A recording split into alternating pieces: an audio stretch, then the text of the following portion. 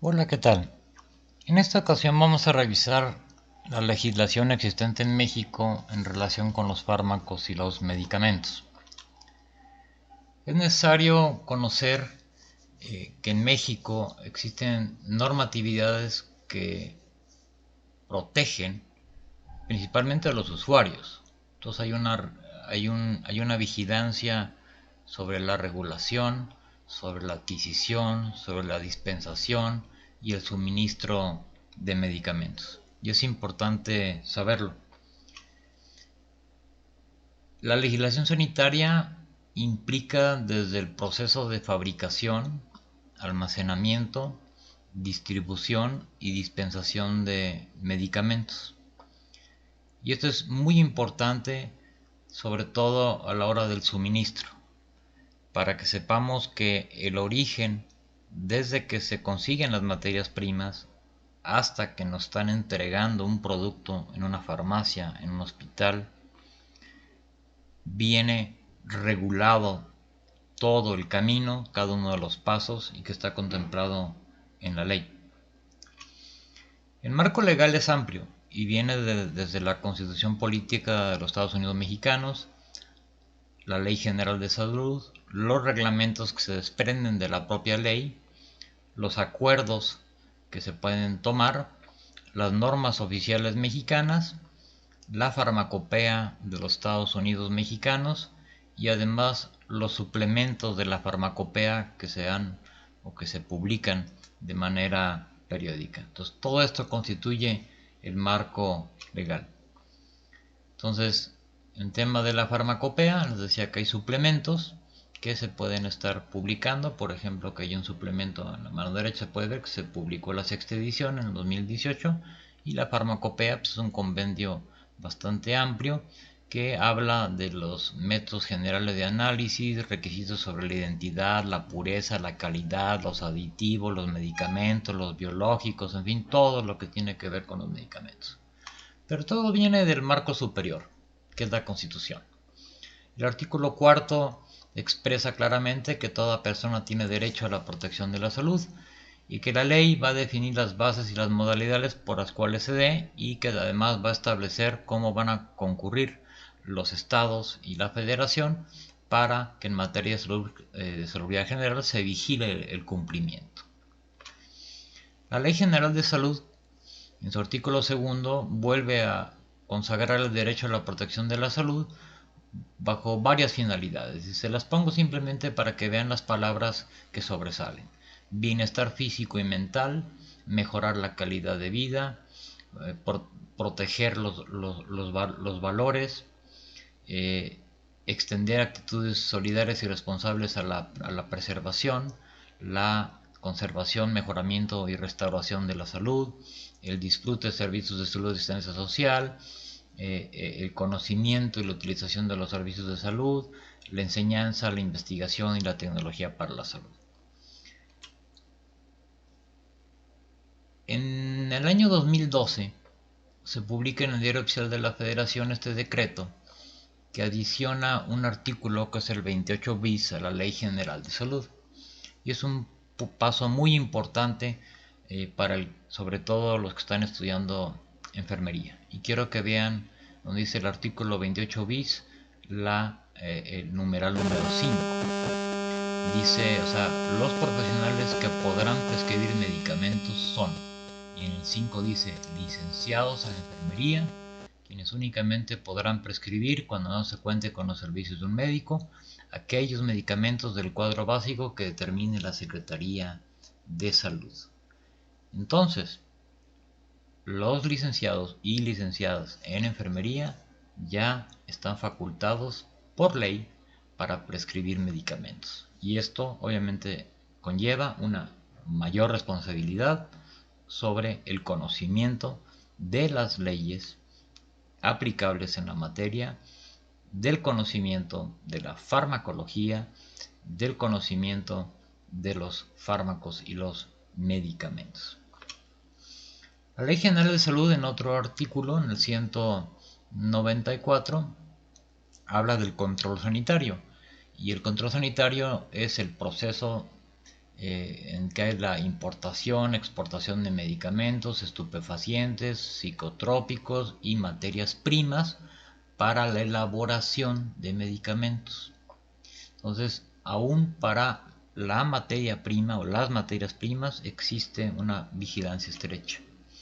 En el 195 habla de precisamente que todos los medicamentos y los insumos para la salud van a estar normados por la farmacopea de los Estados Unidos mexicanos y que la Secretaría de Salud tendrá esta farmacopea actualizada con cierta periodicidad y publicada para su difusión. Entonces es muy importante estar al pendiente de las modificaciones, pero esta es la manera como se está regulando y como de una manera continua se pueden hacer actualizaciones.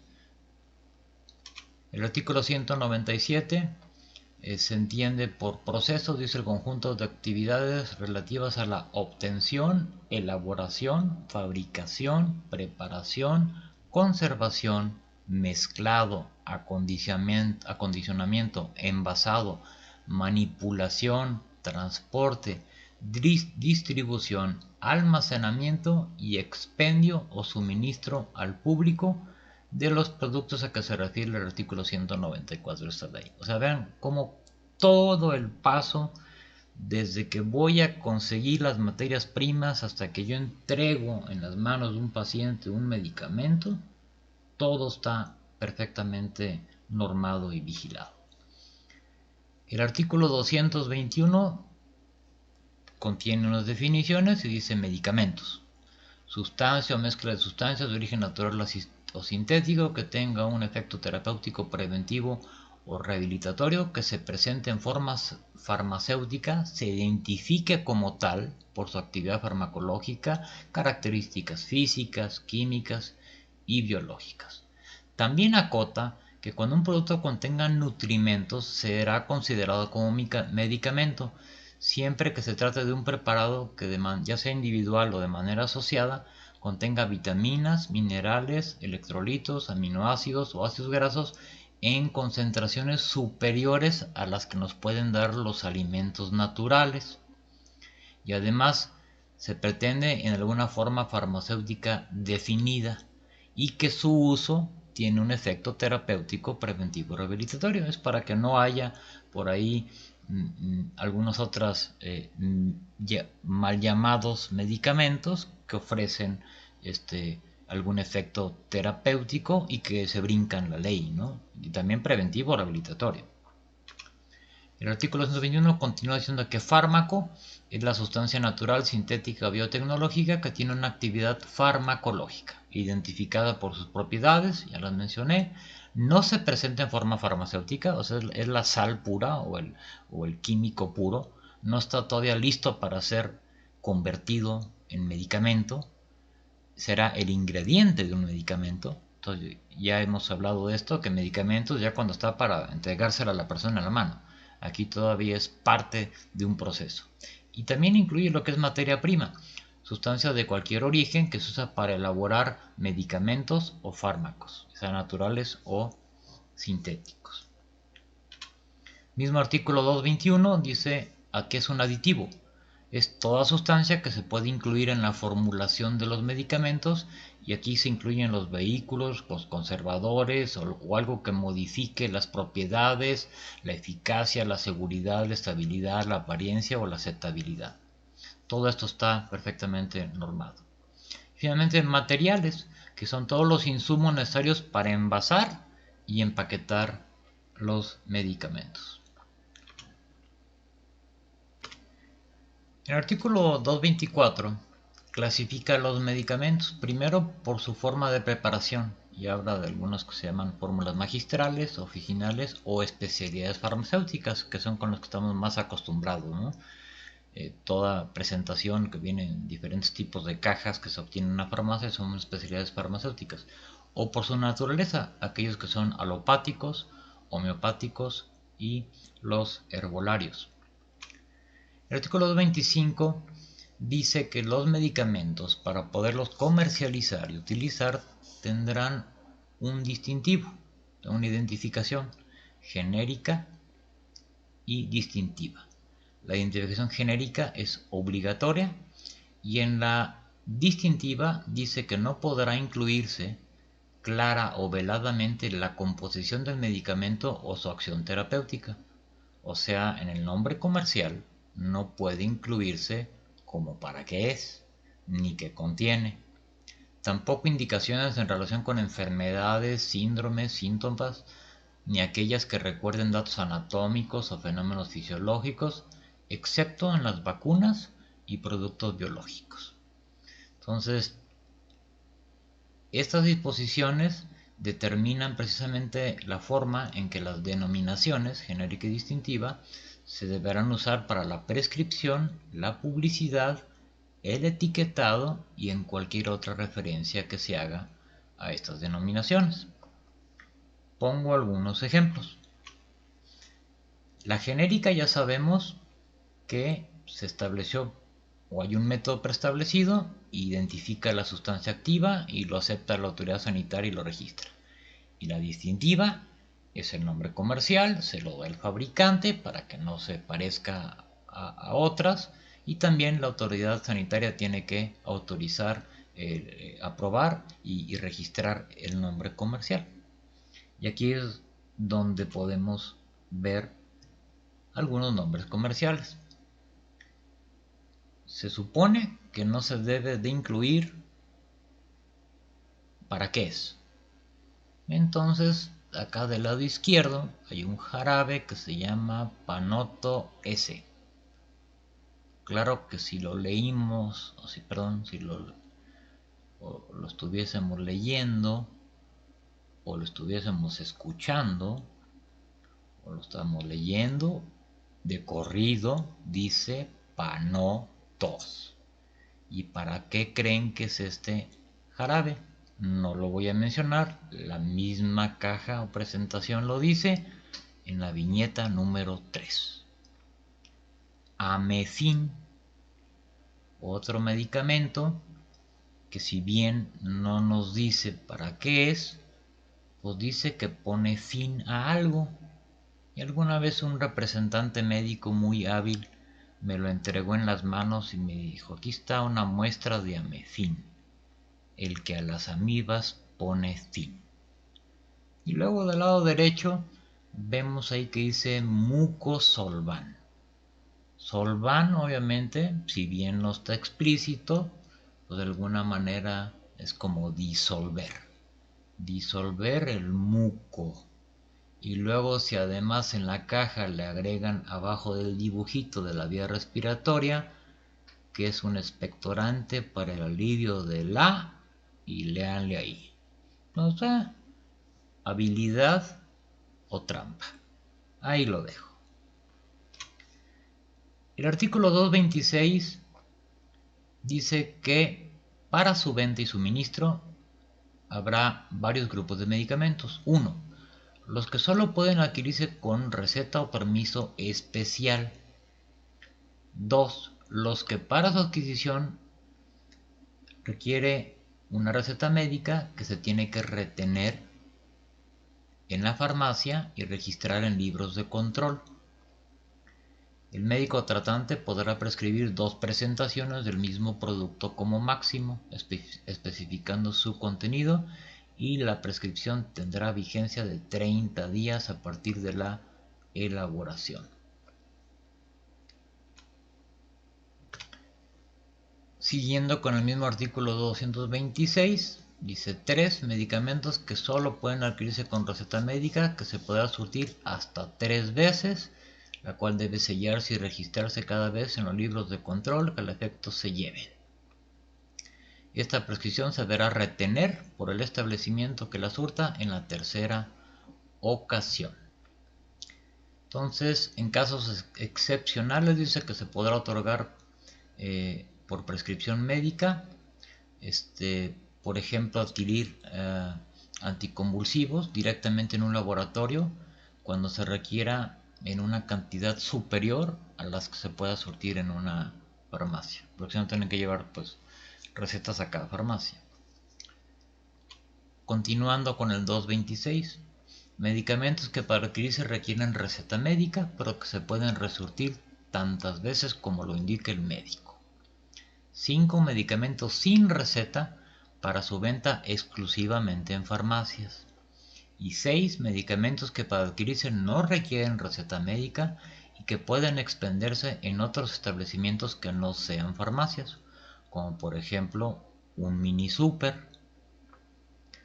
Lo que sí no puede hacerse es vender medicamentos u otros insumos para la salud en puestos semifijos, módulos móviles o ambulantes. Entonces, sí se está protegiendo, sobre todo para que no estén en la calle de que llévese su jarabe, llévese su pastilla, llévese sus de estos, porque bueno, no sabemos el origen ni además las condiciones en las que ha estado guardado, ¿no?, ese medicamento, y que se pudo haber visto afectado por una contaminación o algún efecto hasta incluso de la radiación solar, en fin. Entonces están los diferentes grupos con las recetas especiales que se retienen, se sellan, se retiran o que no requieren receta o que se pueden vender de manera libre en cualquier lugar excepto en la calle como merolico. En el artículo 229 habla de los productos de origen biológico o sustancias análogas semisintéticas y habla de los toxoides, vacunas virales, ya sea para uso oral o parenteral, sueros de antitoxinas, hemoderivados, vacunas y preparaciones microbianas, materiales biológicos para diagnóstico que están en el paciente, antibióticos, hormonas macrocelulares de enzimas y los demás que determine la Secretaría de Salud. El artículo 257 habla de los establecimientos que se destinan al proceso de los productos, incluyendo importación y exportación. Y habla, y quiero nada más que vean la parte izquierda. Sé que está llena de diapositiva, pero solamente vean que contempla fábrica o laboratorio de materias primas, fábrica o laboratorio de medicamentos o biológicos, fábrica o laboratorio de remedios herbolarios, laboratorio de control químico, biológico, farmacéutico o toxicológico, almacén de acondicionamiento de medicamentos o biológicos, almacén de depósito y distribución, almacén de depósitos de distribución de materias primas para elaborar medicamentos, droguería, botica, farmacia, establecimientos para el proceso de medicamentos para uso veterinario y las demás que se determinen por el Consejo de Salubridad General. Todos estos están bajo la lupa. Otro reglamento, o un reglamento que vale la pena mencionar, es el reglamento de insumos para la salud, que voy a dejar con siglas RIS. El artículo primero dice que es para el control sanitario de los insumos y los remedios herbolarios, así como los establecimientos, actividades y servicios relacionados con los mismos. El artículo 8 dice que la Secretaría, en este caso de Salud, va a fijar las características que debe de reunir un producto para ser considerado como medicamento u otro insumo en la farmacopea o en las normas. El artículo 10 dice que los fabricantes de medicamentos deben analizar, identificar, almacenar, manejar y controlar los fármacos y aditivos que utilicen para que se conserve su identidad, pureza, seguridad, calidad, estabilidad, esterilidad y cuando proceda a pirogenicidad, o sea, que libre de pirógenos, y que estén sin alteración, adulteración o contaminación. O sea, ya está poniendo los puntos sobre las íes. ¿Qué es lo que deben de cuidar? El artículo 11 dice que los lotes de los insumos se deberán identificar de acuerdo a las normas para que haya una certeza en relación con la fecha de elaboración de los productos. El artículo 14 dice que los materiales, el equipo, utensilios, materias primas y envases para fabricar los insumos deben ser inocuos, resistentes a la corrosión y no contener sustancias tóxicas. Allá está dando indicaciones hasta de pureza y limpieza. El artículo 24 habla del envasado y el etiquetado y dice que las etiquetas deben de contener cuando menos la siguiente información: la denominación genérica, la distintiva, En el caso de que sea un medicamento genérico, no lleva distintiva, se puede dejar nada más el nombre genérico. Ingredientes activos, domicilio del fabricante o distribuidor, instrucciones para su conservación, caducidad, número de lote, dosis y vía de administración, leyendas precautorias y leyendas de advertencia. Este es el etiquetado que debe de llevar todo medicamento, sea genérico o sea de marca. El artículo 28 habla sobre la prescripción, o sea, la receta. ¿Quién podrá prescribir uno o varios medicamentos? Habla de los médicos, los homeópatas, los dentistas, los veterinarios, los pasantes en servicio social, las enfermeras e incluso las parteras. Claro, alguna cosa muy simple en el caso de las parteras. El artículo 29 tiene, por ejemplo, que la receta debe tener o contener impreso el nombre y el domicilio completos y el número de cédula profesional de quien la prescribe, así como la fecha y la firma. El artículo 30 dice que el emisor de la receta tiene que indicar la dosis, la presentación, la vía de administración, la frecuencia y tiempo de duración del tratamiento. Todo esto tiene que incluir una receta. Adicionalmente, el 31 menciona que quien prescribe los medicamentos, dice, cuando se trata de medicamentos genéricos, debe de anotar la denominación genérica y, si lo desea, podrá anotar la denominación distintiva, o sea, alguno de marca de su preferencia. En el caso de biotecnológicos, se tiene que anotar la denominación común internacional y de manera opcional la denominación distintiva. En los demás casos podrá expresar la denominación distintiva o conjuntamente la genérica y la distintiva. Cabe aclarar que la denominación común internacional es el nombre que identifica una sustancia farmacéutica o un principio activo farmacéutico mediante un nombre que es único, es reconocido a nivel mundial y es de dominio público. En el artículo 32 habla de la prescripción de instituciones públicas y que deberán utilizar denominaciones genéricas de medicamentos incluidos en el cuadro básico de insumos para el primer nivel o el catálogo de insumos para segundo y tercer nivel. Por excepción y con la autorización que corresponda podrán prescribirse otros medicamentos. El artículo 33 dice: los medicamentos que se presenten en sus etiquetas o en base a la leyenda en la que se indique que para su venta o suministro se requiere receta médica, solo podrán venderse con esta condición. Y aquí les dejo una pregunta: ¿cuántos medicamentos han podido ustedes conseguir o alguien que ustedes conozcan que han comprado medicamentos que traen esta leyenda, pero que sin embargo sí pudieron recibirlos, comprarlos? El 34 dice: no podrán venderse al público los medicamentos presentados como muestra médica, original de obsequio y los destinados para uso exclusivo de las instituciones públicas de salud y seguridad social. ¿Qué les puedo decir de esto? No sé si sea algo común, pero sí se presenta que luego hay quien comercializa hasta las muestras y los originales de obsequio y aquellos que les dieron en alguna institución de seguridad social. No es no es algo de risa, es algo muy serio, porque se están aprovechando de algo que para empezar lo contempla este reglamento. De broma, cuando me visitaba algún visitador médico, valga la redundancia, me decía: oiga, ¿no me regala otra cajita para mi abuelita? Ah, sí, cómo no. Oiga, que le voy a traer este medicamento. Oiga, ¿no me regala otra cajita para mi abuelita? Sí. Y otra cajita para mi abuelita. Y dice: oiga, pues ¿qué tiene su abuelita? Le dije: ¿estás muy enferma? Le digo: no, tiene farmacia. Continuamos. Artículo 35 dice: no podrán expenderse en la modalidad de libre acceso los medicamentos que para su adquisición requieran receta especial o receta médica. Punto.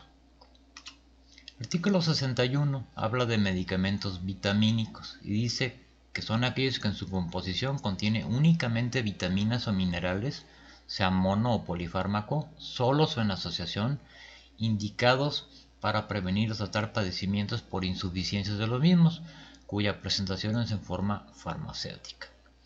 Los medicamentos vitamínicos deben contar con un registro sanitario, dice el artículo 62, y para su venta no se requerirá de receta médica cuando ninguno de los componentes rebase las dosis establecidas.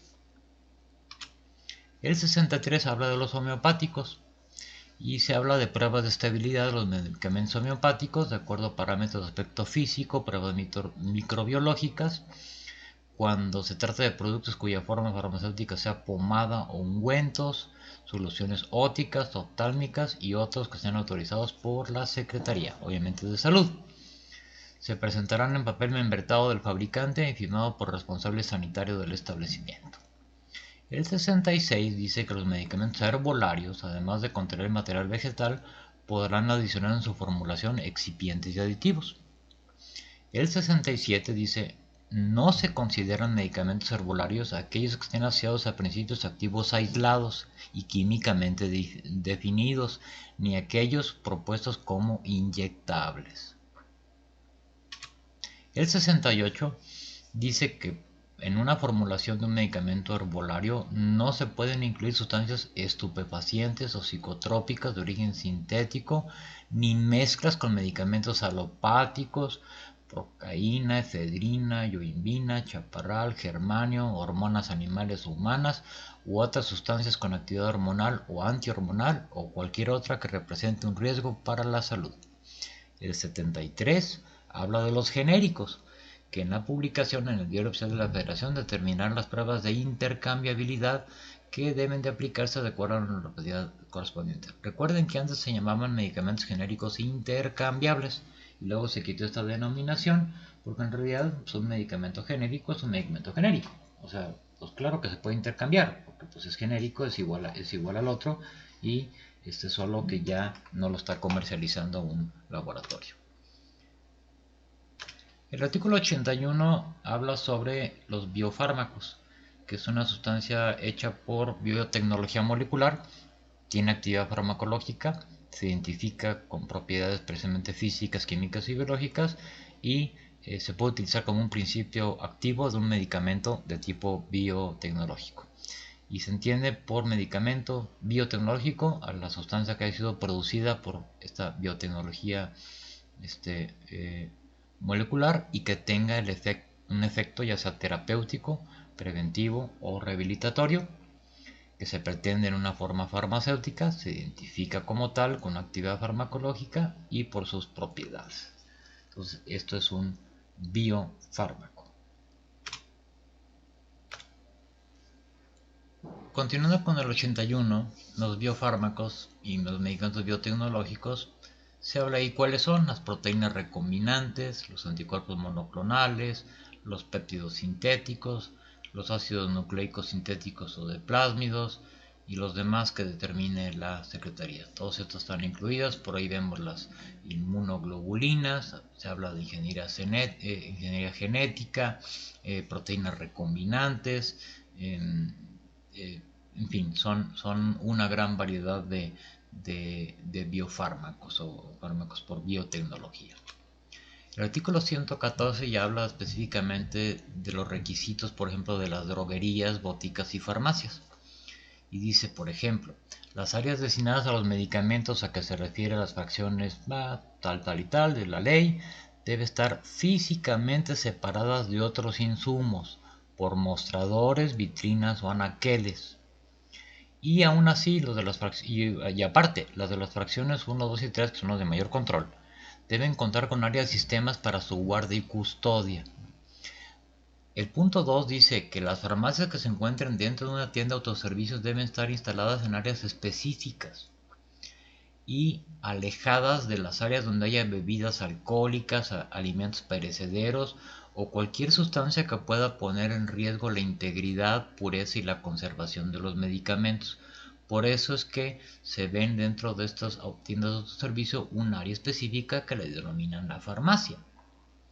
Y además algunos medicamentos de ciertas fracciones de la ley deben estar separados de aquellos insumos clasificados de libre acceso por medio de mostradores, vitrinas o anaqueles. O sea, no todo, casi todo más bien tendrá que estar en la farmacia, excepto lo que es extremadamente bien marcado, que es de venta totalmente libre, y aún así tendrá que estar en ciertas condiciones. El 115 habla de las fórmulas magistrales. Obviamente no pueden contener psicotrópicos, estupefacientes, y esto se hace todavía en algunos establecimientos llamados droguerías. Y deben de llevar una libreta o un sistema electrónico de registro donde mencionan estas características, por lo menos la fecha, día, mes y año, el nombre del preparado, el médico que lo prescribe, su cédula profesional, el número de receta que la droguería va a asignar, la fórmula y la forma farmacéutica y las indicaciones en su caso. Entonces, aún las fórmulas magistrales también tienen un control. Este acuerdo, que es cuando se terminan los lineamientos a que van a estar sujetos o están sujetos ya la venta y dispensación de antibióticos, es un punto de inflexión muy importante en la historia. Yo creo que vamos a hablarlo de la medicina en México. Se publica en el Diario Oficial de la Federación el jueves 27 de mayo de 2010, y esto pone fin a la venta indiscriminada de antibióticos sin receta médica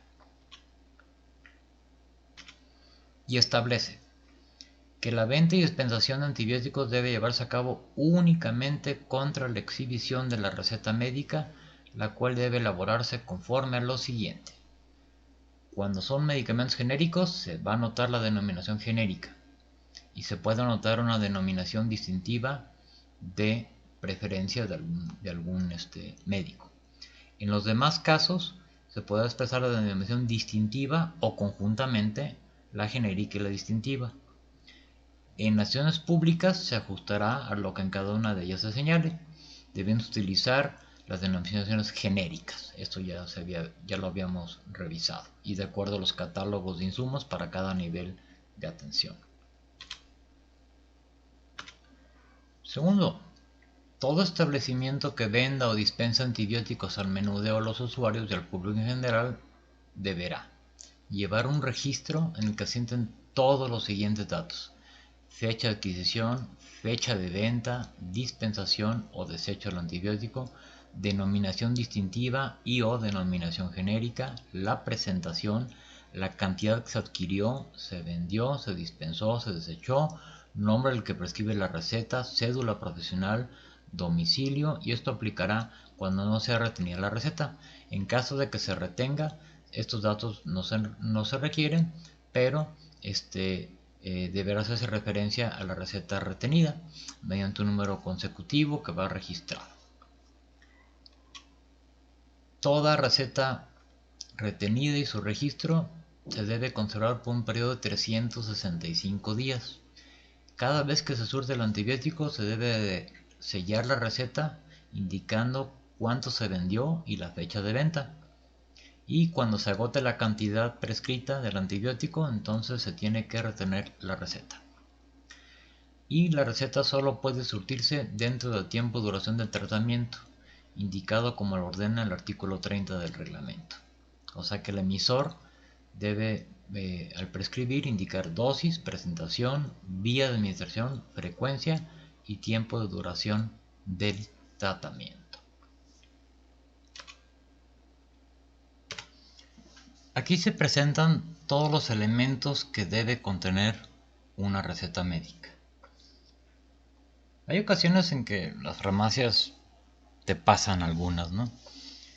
Pero en realidad debe contener el nombre del médico, la escuela o institución donde realizó sus estudios, ya sea la licenciatura o la especialidad.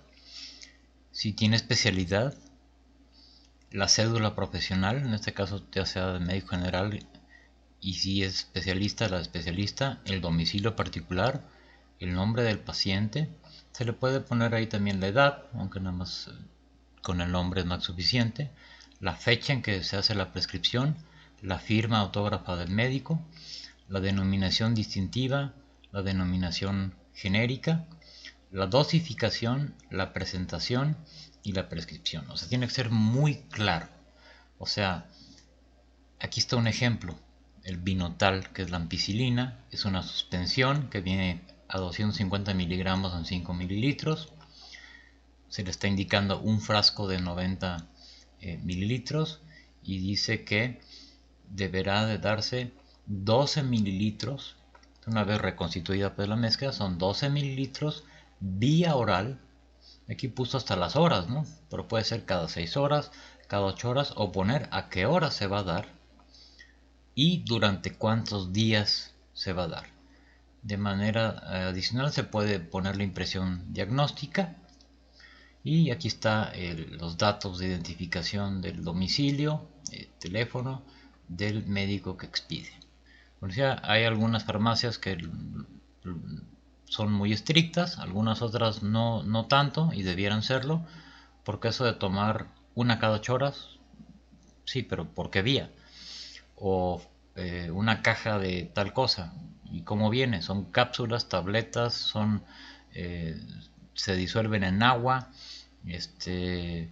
o son dispersables, pues, o se toman enteras, o sea, tiene que establecerse específicamente cómo va a ser la administración, cuántas y por cuántos días. La normatividad en cuanto a normas oficiales mexicanas son varias. Aquí pongo algunos ejemplos de buenas prácticas de fabricación para establecimientos de la industria químico-farmacéutica que fabrican medicamentos, la norma 72 para el etiquetado de medicamentos, la norma 73 para la estabilidad de fármacos y medicamentos, la norma 164 de buenas prácticas de fabricación para fármacos. Continúo con la 176, requisitos sanitarios de los fabricantes, distribuidores y proveedores de fármacos utilizados en la elaboración de medicamentos de uso humano. La norma 87 de la Semarnat, que es de protección ambiental, en cuanto a la protección ambiental, salud ambiental y residuos peligrosos, biológicos e infecciosos, clasificación y especificaciones de manejo, y la norma 220, que es la instalación y operación de la farmacovigilancia. Esto es muy importante. La última modificación se publicó el 19 de julio de 2017, aunque la farmacovigilancia se viene dando prácticamente desde 1968. Pues la farmacovigilancia consiste en todas las actividades relacionadas con la detección, evaluación, comprensión y prevención de los efectos adversos, las sospechas de reacciones adversas, las reacciones adversas, los eventos supuestamente atribuibles a la vacunación o inmunización o cualquier otro problema de seguridad relacionado con el uso de los medicamentos y vacunas. Y esta es algo muy importante que se realiza en el actuar médico.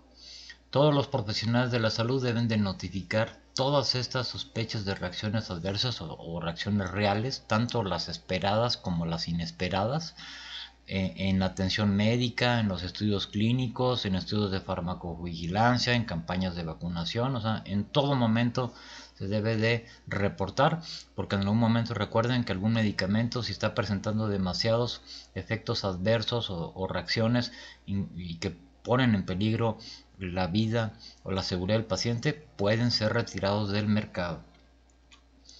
Y se mencionan dentro de esta norma de farmacovigilancia cuándo se debe de notificar, dependiendo si es una sospecha de una reacción a un medicamento o es un efecto adverso, sea grave o no grave, o incluso si hay un medicamento que se notó que no surtió efecto, también se debe de reportar, e incluso notificaciones en cuanto a literaturas científicas referentes a ciertos fármacos que en otros estudios en otras partes del mundo se ha detectado que están o que han encontrado problemas con ese medicamento, y esto se debe de comunicar a la autoridad sanitaria. Entonces esto es algo muy bueno que se da. Todos los hospitales tienen un sistema de farmacovigilancia.